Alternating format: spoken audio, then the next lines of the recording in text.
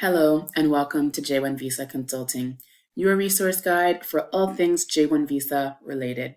My name is Avery, and I am an immigration specialist with over 8 years of experience in J1 Visa programming and cultural exchange programs. In this video, I'll be talking all about how to apply for a J1 visa.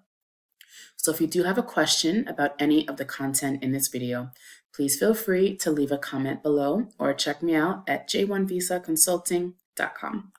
So for now, let's begin. So first, how do I make a J1 visa consular appointment? So in order to obtain a J1 visa, applicants first need a DS 2019 form issued from a U.S. Department of State designated sponsor. So if you're watching that video, hopefully you already went through that process and either you're waiting for your DS 2019 form or now you have it and you need to know what do you do. So once you have your DS 2019 form, the applicant can make a visa appointment at a U.S. consulate or embassy after completing the DS 160 form. So the DS 160 is the non-immigrant application, and there is also a fee, so that needs to be paid as well. If you are a Canadian national, you do not have to go through this process of making an appointment at a U.S. consulate, and you can simply arrive at any U.S. port of entry with your documents, and your J1 visa will be processed there. So this is for everyone except Canadian nationals do have to go to a consulate or an embassy. So it is recommended to apply for a visa in the foreign national's home country or country where one has home ties. So home ties can be if you're currently studying, if you're working, if you are a legal resident, this type of thing. If you're just on vacation for the week, it's not the best idea to go and apply for a US visa there. Of course, in this world of COVID, people are obtaining appointments wherever they can find one, but it is recommended to apply in either your home country or one where you do have home ties. So next, how can you check the visa wait time? So obviously every US embassy and consulate is different depending on the amount of applications that they have, the staff, and also with COVID that can impact the situation as well. So applicants can monitor their local consulate or embassy's website to check for the current visa appointment wait times by entering their city, and then you'll see 3 different categories. So you'll be checking the Student Exchange Visitor Visa category, which will be presented in calendar days. So sometimes the wait is just 7 days, sometimes it's 14, sometimes it's 65.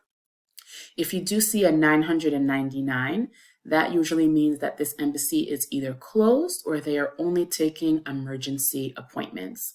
So this website does change frequently, so it is best to check periodically.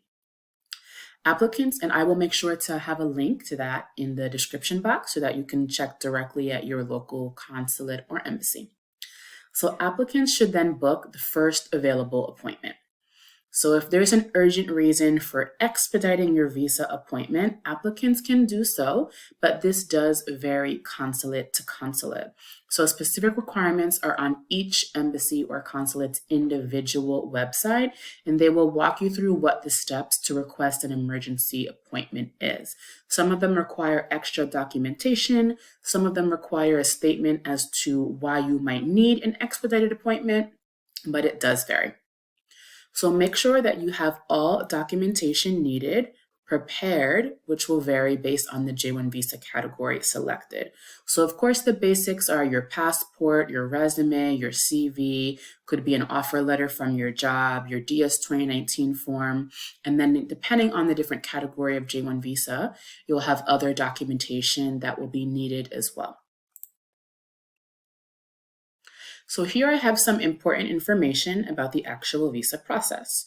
So on the day of your visa appointment, make sure that you arrive early and that you dress professionally. You might not necessarily have to wear a suit and a tie, but you do want to be dressed as if you're in a professional setting, maybe as if you were going to work. So be prepared to answer questions about yourself, your educational background, your work background, and the job that you will be doing in the United States. So if you have a job at company X waiting for you, you should make sure to know what that job is about. How does that job correlate with what are you currently studying or what your previous work background has been? And you should also have the offer letter for that job as well.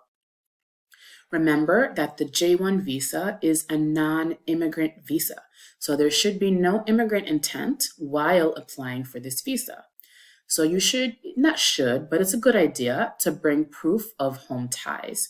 So this could be if you have a job waiting for you when you plan on returning, you can bring proof of that. If you have a lease for an apartment, you can have that. If you own a home, you can show proof of that. Also, if you have family in your home country or the country where you're currently residing, that will also help as well, so that the consular official will be aware that this is a non-immigrant intent, you have non-immigrant intent, and that you'll be planning on returning at the end of your program. So at the end of the consular appointment, you should be notified if your visa has been approved or denied. So if it's approved, you will be given a date when your visa will be issued to you. Usually you go back to the office and pick it up, or they can mail it to you. If it's denied, you will be given information on this as well. You'll be given a form with the reason why. So administrative processing is another option when your application will need to go through an additional step of additional background checks. So this is a routine occurrence, and it basically just checking additional information about you. I do have a separate video about administrative processing, so if you would like to know more about that, you can check out that video. And of course, due to COVID-19, some US consulates and embassies are allowing J1 visa applications to be mailed in. So you can also check your local consulate or embassy website for more information. And if they do allow you to mail it in, there will be specific instructions on what exactly you have to do for that. So that's all I have for today. I hope that you did find it helpful. If you did, go ahead and give it a like. And don't forget to subscribe to my channel to stay up to date and in the know for all things J1 visa. So until next time.